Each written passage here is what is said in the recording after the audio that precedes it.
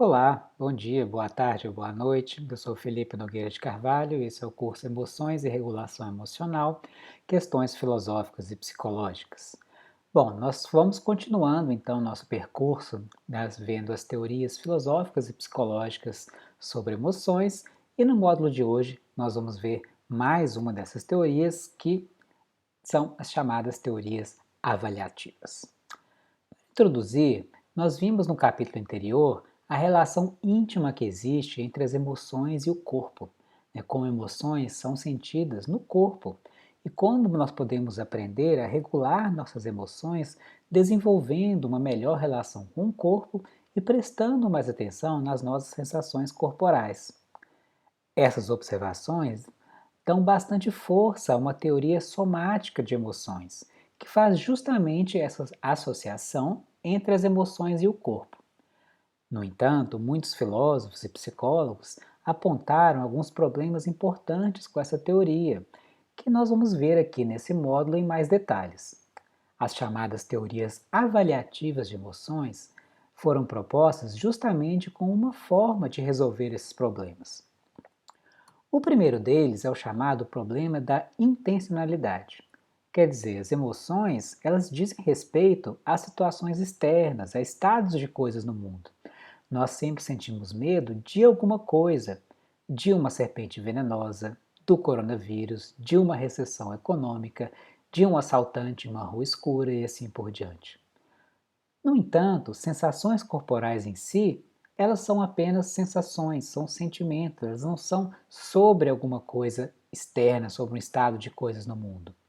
Um batimento cardíaco acelerado, ele não é sobre alguma coisa no mundo, ele é só um batimento cardíaco acelerado, algo que diz respeito ao nosso próprio corpo e não alguma coisa fora dele.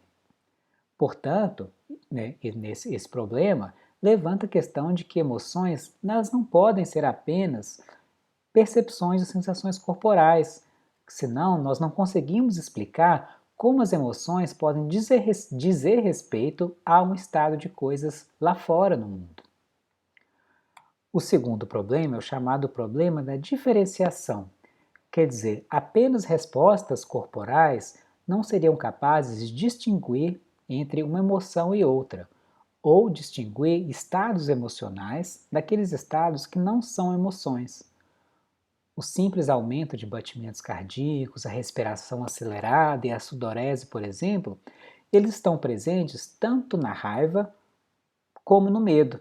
E quando nós estamos fazendo exercício físico mais intenso, por exemplo, nós também temos batimentos cardíacos acelerados, a respiração ofegante, a sudorese e assim por diante. Por que então nós não sentimos medo ao perceber nosso corpo se alterando de uma certa forma? Afinal de contas, nós não vimos no módulo de teorias somáticas que emoções são percepções de alterações corporais? Isso é um pouco estranho. E as teorias avaliativas, que serão o tópico principal desse nosso módulo, elas foram motivadas principalmente por esses dois problemas. Na verdade, eles acreditavam que haveria uma solução única para esses dois problemas. Quer dizer que você resolvendo o problema da intencionalidade, você resolve também o problema da diferenciação, porque aí você pode diferenciar uma emoção da outra, ou de uma emoção de alguma coisa que não é uma emoção, por aquilo que ela diz respeito. Nós vamos ver o que significa em mais detalhes, mas esse movimento surgiu com o filósofo psicólogo alemão Franz Brentano, que sustentou que todo estado mental, incluindo aí estados emocionais, são sobre alguma coisa, quer dizer, eles possuem intencionalidade, por isso que esse é chamado de o problema da intencionalidade. E o seu aluno, o Alexius Meinong, ele colocou como fundamental a tarefa de explicar a intencionalidade das emoções, quer dizer, como emoções podem dizer respeito a estados de coisas no mundo. O Meinong dizia que, além dessa dimensão subjetiva, que nós exploramos em detalhe nos primeiros capítulos, uma emoção também tem uma importante dimensão cognitiva. Ela tem uma representação cognitiva, uma representação mental do seu objeto externo, do estado de coisas a que ela diz respeito.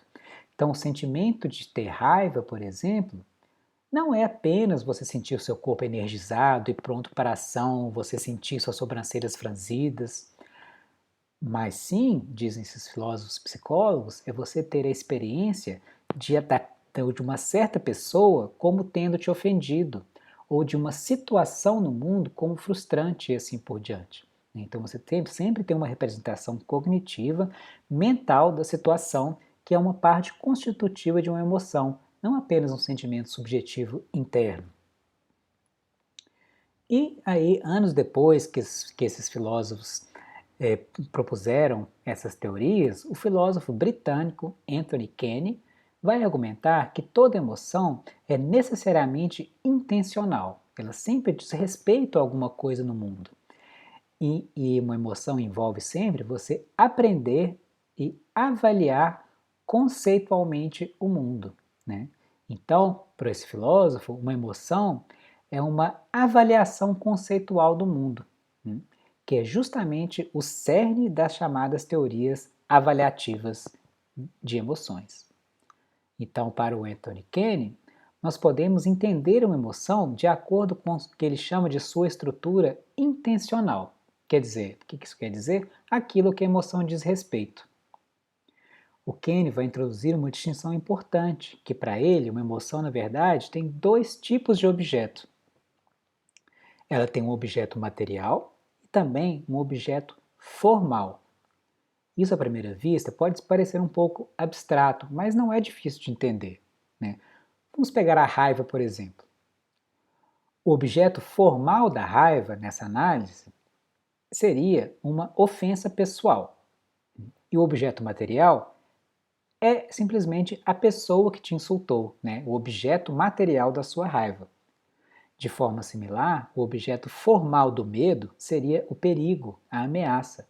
E o objeto material do medo seria o objeto ameaçador, por exemplo, a serpente venenosa, o assaltante, e assim por diante.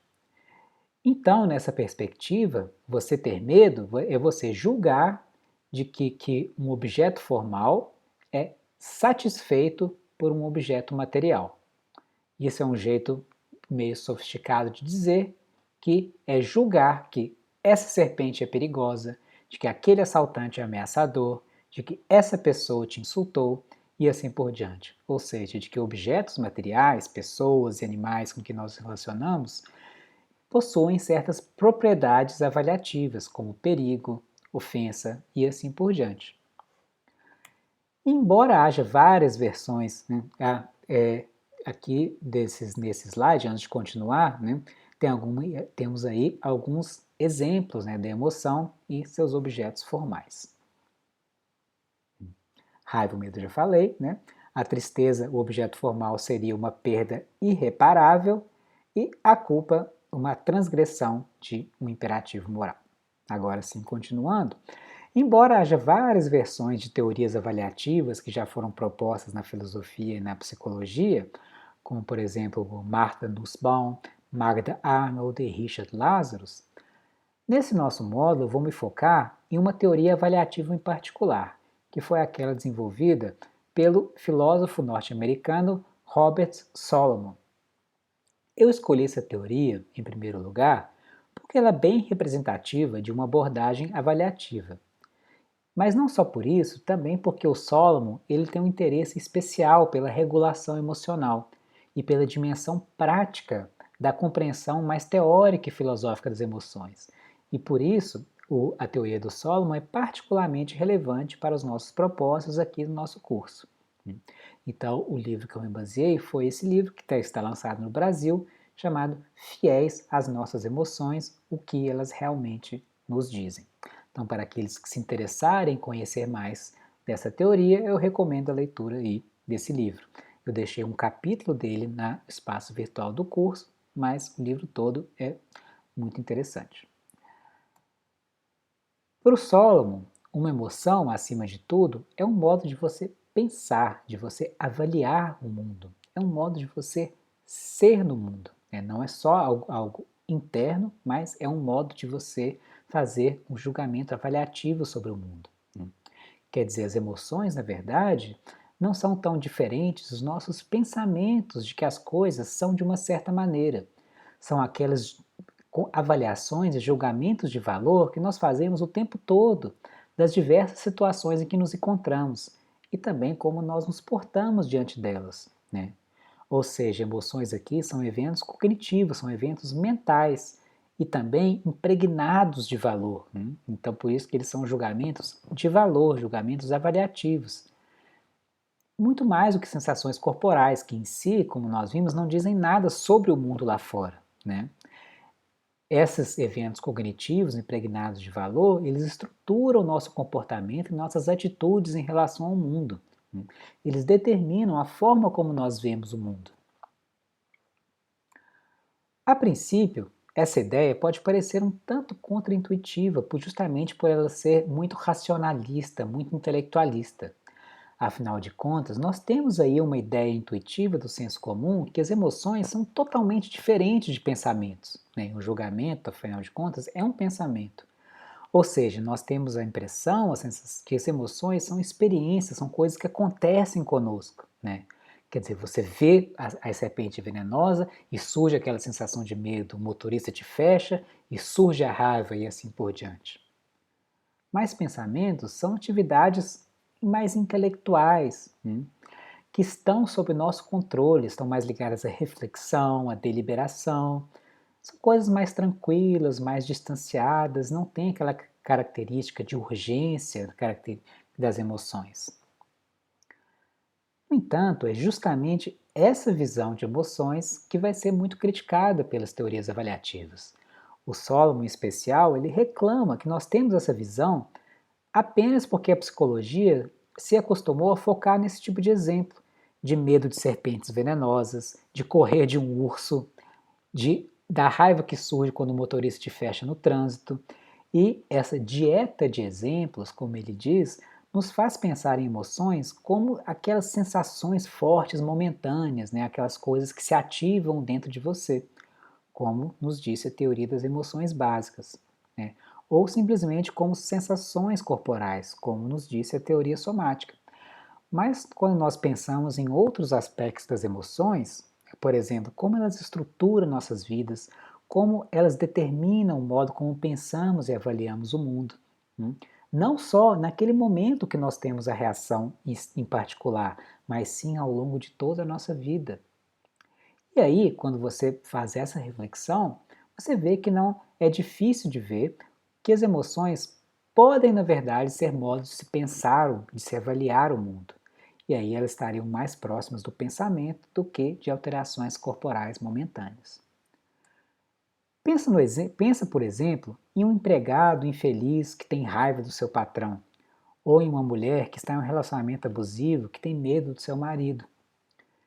O Solomon diz que nesses exemplos seria enganador dizer que o medo é apenas aquela sensação corporal que a mulher tem de vez em quando o marido chega a fazer alguma ameaça mais séria, mais explícita. Ao contrário, Solomon nos diz que o medo aqui é uma estrutura contínua da experiência dessa mulher, que opera durante todos os momentos do seu dia e da sua vida, e não um programa biológico ou uma sensação corporal que se ativa em certos momentos. Se nós pensarmos assim, diz Solomon, nós perdemos de vista aquele sentido em que as emoções estruturam nossa vida e determinam toda uma série de escolhas, né? Até mesmo quando o marido temido em questão não está presente. Quando essa mulher julga que o seu marido é ameaçador, esse pensamento, esse julgamento fornece uma forma de se entender o mundo e a vida daquela mulher, um modo de ser e agir que será constrangido e determinado por esse pensamento, por esse julgamento de valor, né? De que o mundo, ou se não o mundo inteiro, né, a sua casa, o seu casamento, pode ser um lugar perigoso. Você deve agir de uma certa maneira ao longo da sua vida, conforme esse julgamento, esse pensamento.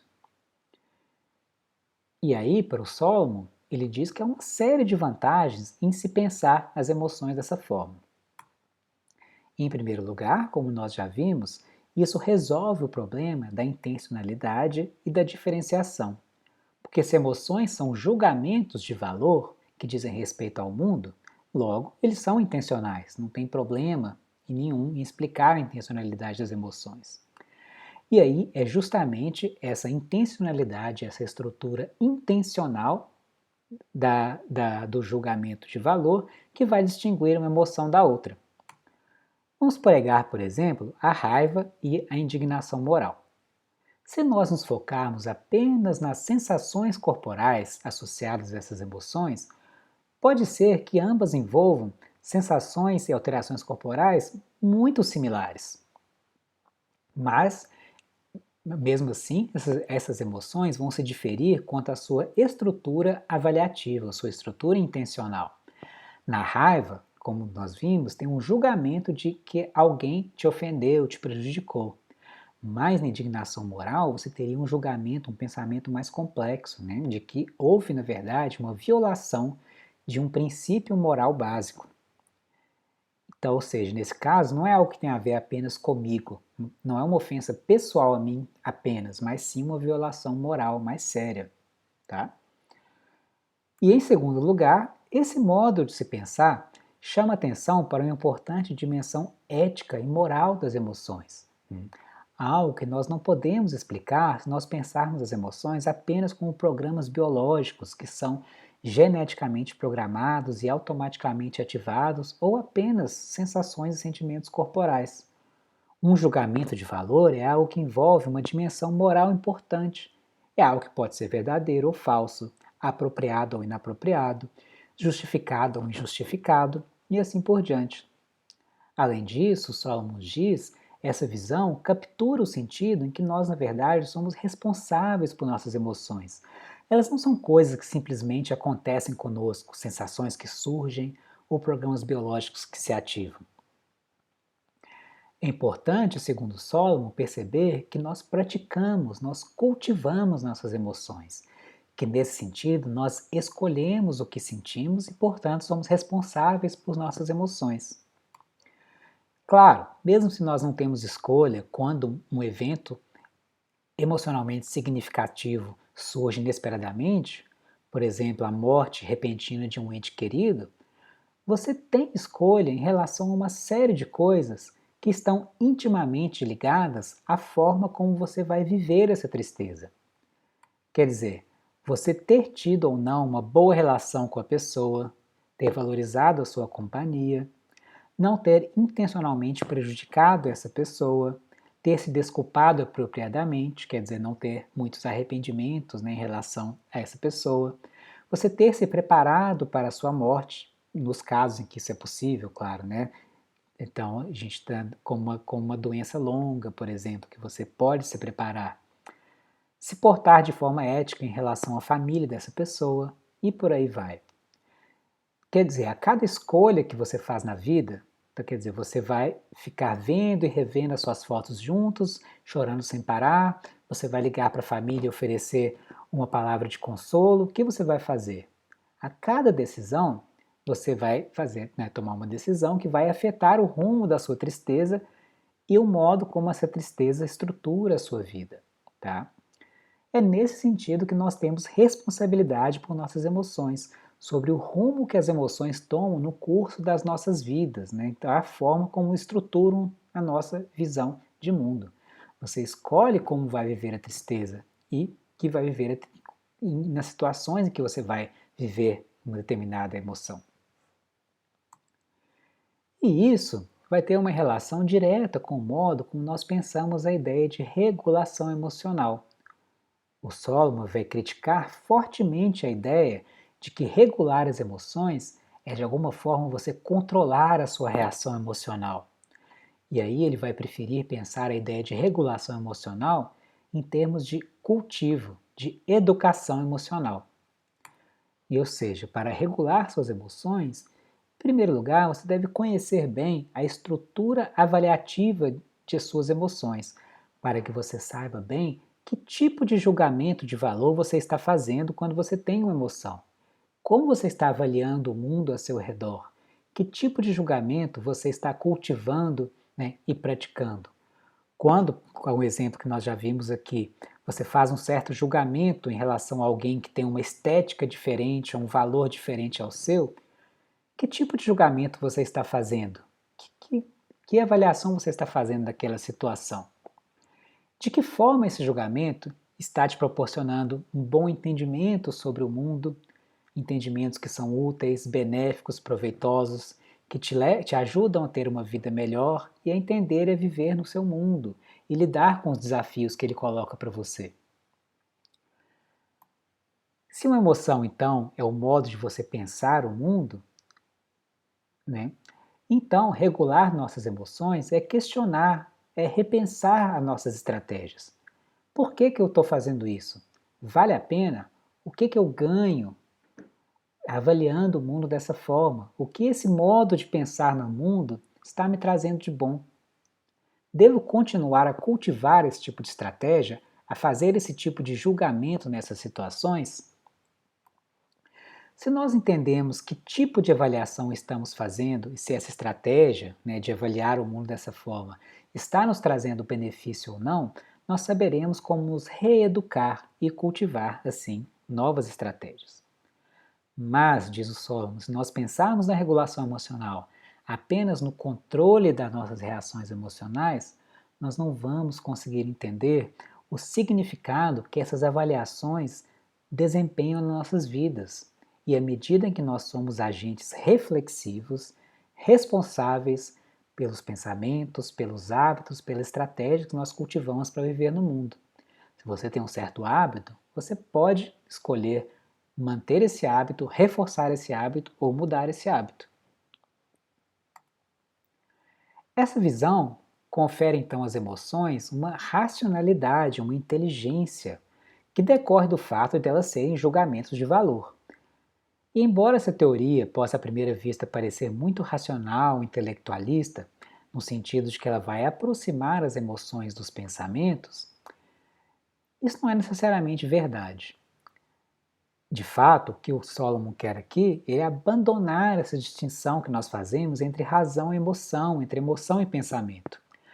Nós só tendemos a achar que essa teoria é intelectualista, segundo Solomon, porque nós tendemos a ver pensamentos como algo puramente intelectual, distante da emoção, que seria algo mais corpóreo, mais intenso. Mas para o Solomon, a reflexão não está acima, nem vem depois das emoções, nem separado dessas, mas é parte da experiência emocional. Quer dizer, você ter raiva não é você sentir os dentes cerrados ou as sobrancelhas franzidas, mas sim você ter a experiência de ter sido ofendido por alguém.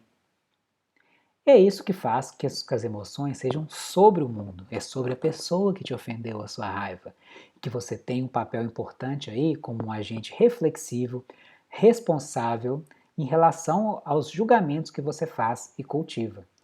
Se você está com raiva de um amigo seu, por exemplo, porque ele roubou seu livro, e se você começar a pensar que na verdade era só um livro velho que você nem gostava mesmo, isso deve fazer com que sua raiva diminua, por exemplo. Então, para encerrar esse capítulo, como nós podemos aplicar essas observações no nosso dia a dia, na nossa prática? Ora, fazendo exatamente o exercício sugerido pelo Robert Solomon. Pensa aí numa emoção recorrente na sua vida, talvez seja raiva, medo, tristeza, frustração. Pensa então, tenta pensar nela como uma avaliação, como um julgamento de valor que você está fazendo sobre o mundo, sobre as situações que você vivencia.